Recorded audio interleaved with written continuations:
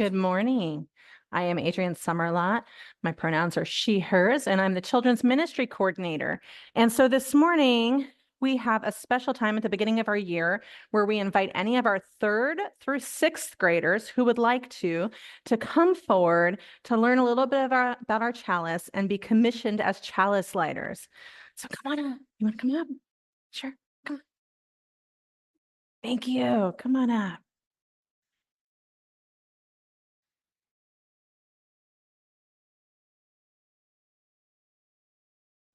So you might know that we have a tradition here of letting our upper elementary kids be part of our service and welcome them into that in a role as chalice lighters.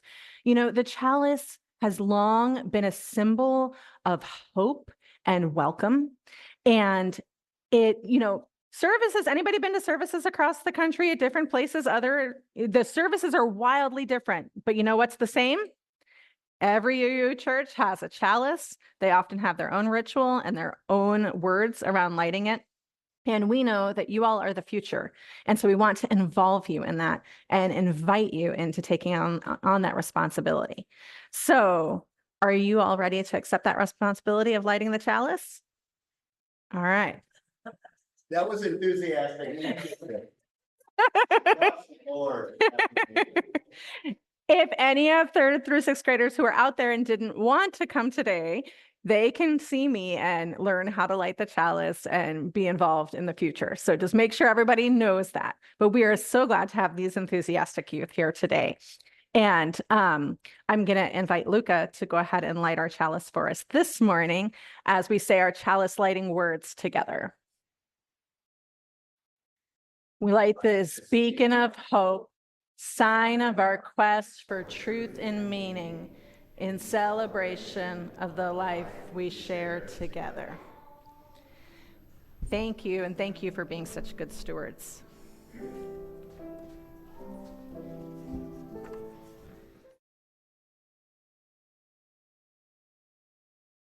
So normally we would invite our kids up for the Wonder Box, but today you can see we have kind of a lot of things going on. So instead I'm going to share a story with you, but some of you might have picked up a scarf or a dancing ribbon on your way in. I encourage you, use these to move and dance throughout the service, but also there's going to be some times where the water in our story changes pace today. Feel free to make it run really fast or make it trickle or make it tumble down waterfalls. Just be careful not to be in anyone's face with it, okay? Be respectful. Then my other thing is if you didn't grab a scarf and you're going, oh no, I missed out. There are still some out there, but there's other ways to participate. Who here has good ways of making rain? Right? There's clicking like this. If that's hard for you, we can also pat, pat, pat like this. So anytime we're kind of talking about rain, feel free to just jump in and enhance the story, okay? All right, sound good? So this is the story of The Rhythm of the Rain by Graham Baker Smith. Isaac was playing in his favorite pool on the side of his favorite mountain, and he felt spots of rain on his cheek. And he looked up to see clouds turning dark above him. And as the rain poured down, it made little streams that ran out of Isaac's pool. And he emptied his jar of water into the pool too. And he raced the laughing streams. Feel free to laugh along. It's okay. We learned a while back, laughing's good, right? Down the mountainside, as he watched, they joined the river, passing his home to plunge down a waterfall. Somewhere in that tumbling, there is my little jar of water, Isaac thought. As the river went on, it got deeper and wider, and creatures came out of the woods to sip and drink and wash, and fish leapt high up out of the water, happy to see the rain. On and on the river flowed, winding through the country, winding through the city, and everywhere it went, people and creatures found a use for it. Eventually, it joined the great ocean. Isaac stood in his boat and he looked out and he waved goodbye to the river. Where will my little jar of water go now? He wondered. The ocean has many moods, and it's home to many things. Anybody have a favorite ocean creature? Octopus, sharks, dolphin. What? Giant squid. Giant squid. There's one in our story. Wait for it. There is. A great whale opened its huge mouth to feed and swallow some of the water from Isaac's pool. Later, by the light of the moon, the whale rises and it blows a great fountain into the starry night, and the water falls like rain back into the sea. It flows with the currents and runs with the rivers deep, deep, deep down where the sun cannot shine. And it rises to ride the storm all night long to another part of our blue water world. In the calm morning, the sun turns the waves golden. Anybody ever seen the waves when they look golden like that? The ocean steams beneath the heat and it climbs as a mist into the sky. And the mist cools and gathers into a cloud that floats over a mountain in a country far, far away from Isaac's pool. The clouds let go the gift of water. They fill a pool where a little girl plays. Cassie has been thirsty for days, and she drinks gratefully. Down the mountain, the river runs. Where it goes, the earth turns green. Elephants and giraffes, flamingos and zebras celebrate the return of the rain. On and on the river runs back to the sea, where a giant squid, surprised by a shark, cleverly creates a cloud of ink. And sucking in the sea, it jets away undercover to safety. Once more, as it has done for millions of years, the sun heats the ocean and the water rises into steam and into the sky where it forms into clouds. And once more, as it has done for millions of years, the rain falls onto the land and thirsty flowers draw the wandering water into themselves, waving like bright flags around the pool where Isaac plays.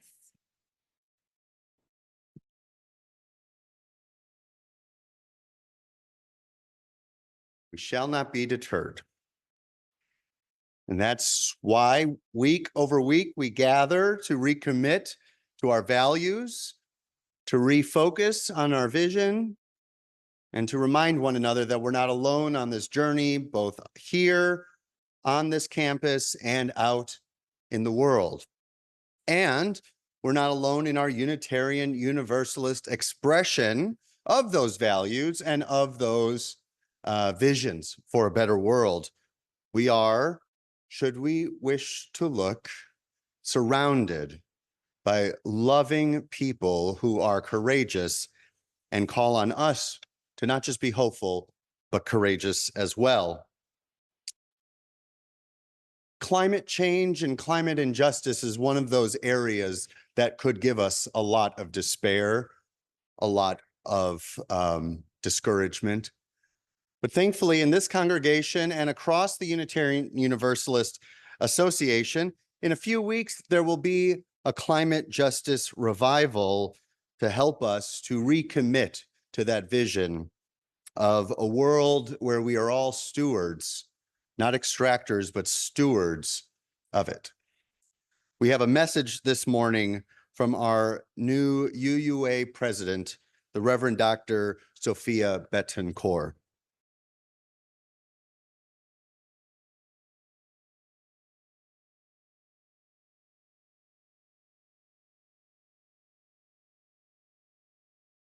Beloved UUs, I'm here to invite you to join us for our first ever climate justice revival. Our congregations and communities are coming together to inspire, to transform, to reawaken, to recommit ourselves to this work for justice. I'm the Reverend Dr. Sophia Betancourt. It is my privilege always to serve as president of your Unitarian Universalist Association. And those of you who know that I'm trained as an environmental ethicist will not be surprised that this work, this calling, this shared leadership is central to my hopes and dreams for us as Unitarian Universalists. Come join us for reimagining together from an extractive age to a new era. Again, September 28th to 29th, 2024, and we're inviting all of you, congregations and communities, to this intersectional work. Let me remind us that the work of climate justice is the work of disability rights. It's the work of racial justice. It is gender justice and immigrant rights. It is the work of animal rights, of reproductive justice. It is central to our democratic organizing and to our work together to live into our values in the world. And so we're inviting you, all of you, your religious education programs, your families, your lay leaders, your green sanctuary programs, your social justice organizing teams. We're inviting your worship associates, all areas of congregational and communal life, to come into this conversation, into this new possibility for all that calls us forward in the work ahead. How we imagine just futures that bring us through fossil fuel divestment, through the work of real zero, through the work of being in relationship with Earth and with one another in new ways, will have everything to do with the Unitarian Universalism of today and the Unitarian Universalism of tomorrow. This is not just our children's futures. This is what we leave behind in our living. This is how we choose to be members of a global community with peace and justice for all.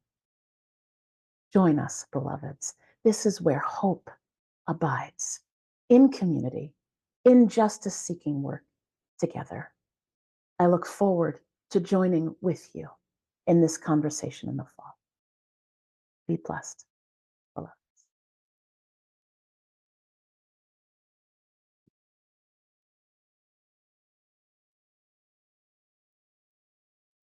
Please sign up if you haven't yet. There should be information in your Friday reminder, and it's going to be a great event, and for children as well, if we sign them up in your registration.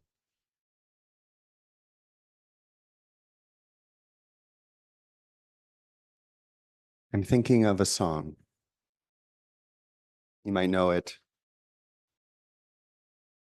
Where do we come from? What are we? Where are we going? Where do we come from? What are we? Where are we going? Try that.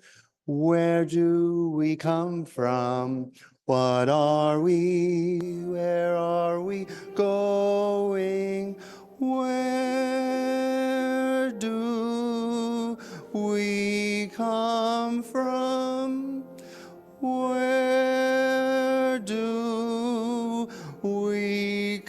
come from? Mystery, mystery, life is a riddle and a mystery. Try that again. Mystery, mystery, life is a riddle and a mystery. Where do we come from? Where are we going? Where do we come from? Where are we going? Let's do the whole thing. Where do we come from? What are we? Where are we going? Where do we come from? What are we? Where are we going? Where do we come from? Where do we come from? Mystery, mystery, life is a riddle and a mystery. Mystery, mystery, life is a riddle and a mystery. Where do we come from? Where are we going? Where do we come from? Where are we going?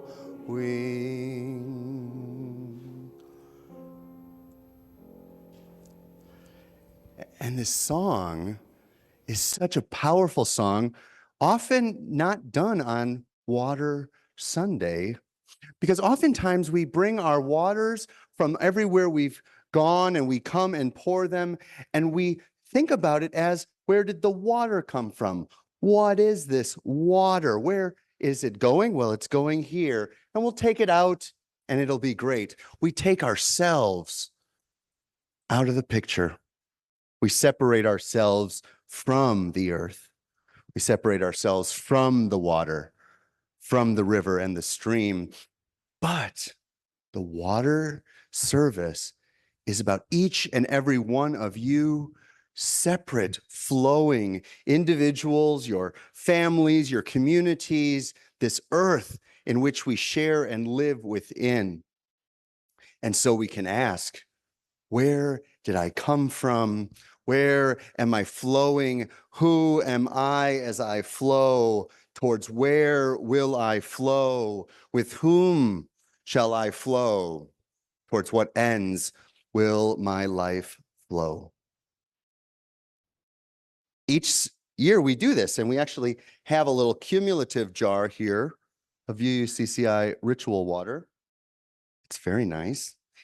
And we gather more waters from all of you, and we boil it down later, and we add a little bit and mix it in so that year over year we have some sort of accumulation of our collective flowing together. So now is the time where you're going to be invited to come forward and pour some water in. If you brought your own, that's the time. We also have some small pitchers of water, and so please do come forward now.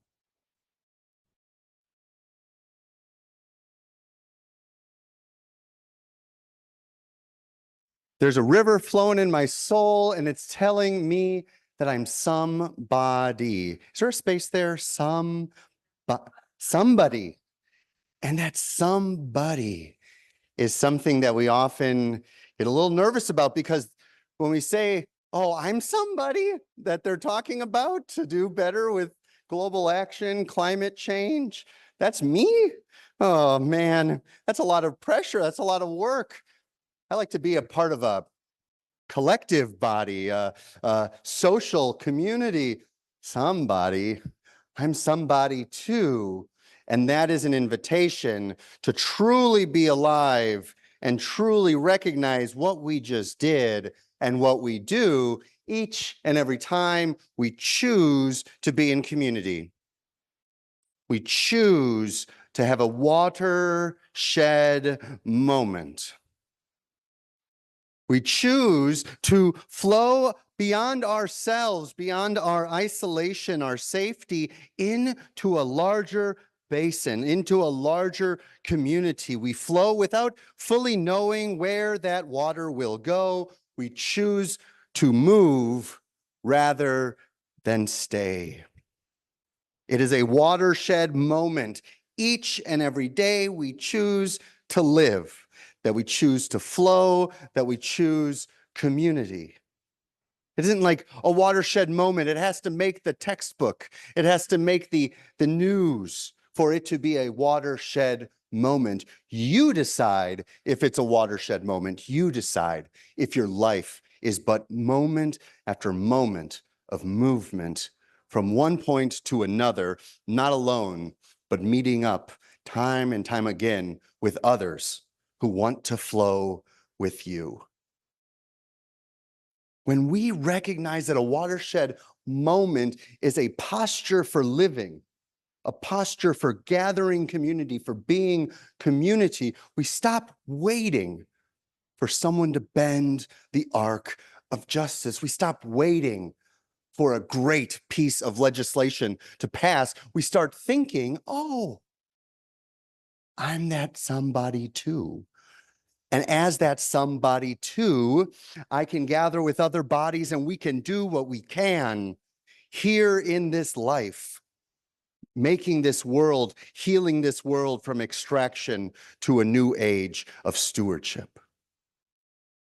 So look for the watershed moment wherever you flow. Throughout the rest of this service, throughout the rest of today here on campus, and wherever you go, look for and expect watershed. And look for it, perhaps most importantly, the most important body you can control, your own body. May we flow as watersheds, filling and picking up momentum and stream into that further and further home, that ocean or that bay that we create together, and knowing deeply that that flowing is worth the risk of movement. May it be so. And amen.